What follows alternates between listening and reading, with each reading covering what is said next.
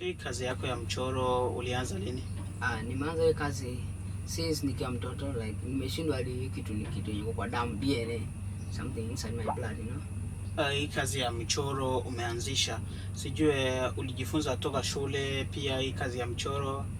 Hapana, hiyo kazi sijajifunza, like ni kitu nimejipata tu niko nayo. Ni kipaji. Kwa leo tumekupata huko shule. Umeshamaliza shule ama kitu gani? Sijamaliza shule, so mimi ni mwanafunzi wa grade nilimaliza grade 9 naenda grade 10.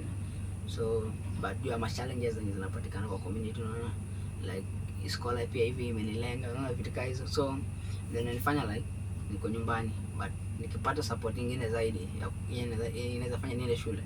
Hata mimi pia niko na hii need ya kwenda shule. Kama ndio unakuwa jiunga nasi, hivi ni vitu ambavyo dogo anakuwa anafanya. Na huyu dogo kabisa tunaona vitu vyake ni vizuri kweli kweli.